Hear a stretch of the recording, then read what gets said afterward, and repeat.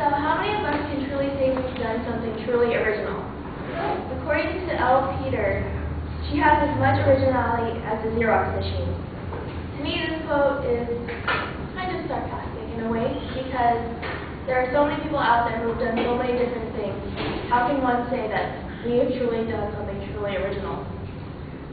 So my first point is that Paris Hilton, she's a big celebrity, big like trendsetter and stuff, and she has done a lot, and many girls like 12 years and older have tried to like copy her style or do something like that, but they've never done truly like, for themselves, because they see her and how popular she is and they want to do the same.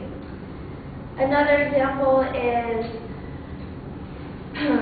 like Turnitin.com. I'm sure many of us have used it in our classes, and when you turn it in, it'll say your grade. Like, okay, you are this much original. And personally, myself, I've never been 100% original. There's always been somewhere in the middle of nowhere who's written exactly what I've written. And so there's that too. And so my last point is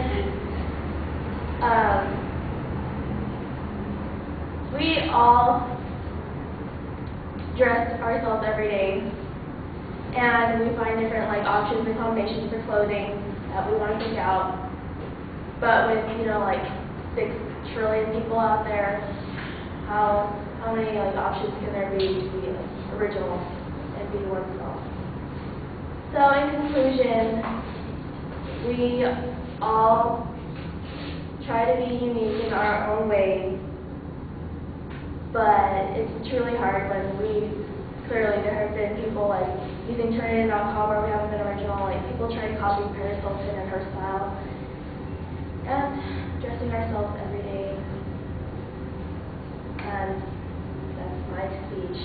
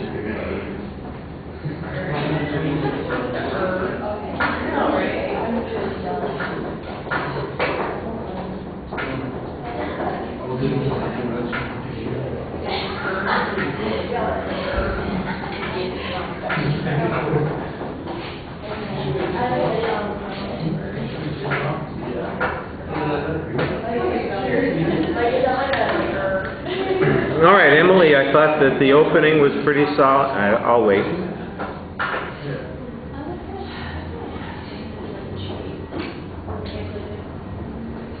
All right, I thought that the opening was pretty solid. You got to the topic. It sounds like you're making a transition to a thesis statement. It could be a little bit sharper. There's not really a preview, but there is a structure, and you're following the points in the speech.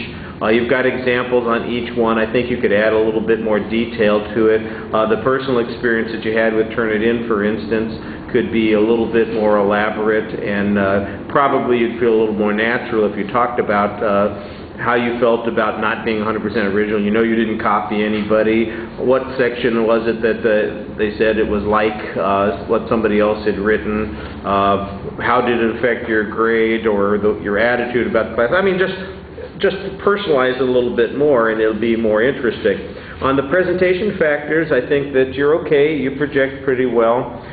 There's okay variety in your voice.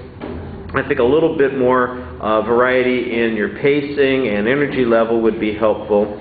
You have a few indicators and gestures, but sometimes you also are kind of gripping your hands like this, a little bit like you're doing a recitation in front of a class, or like back when you were in the 3rd grade doing a poem.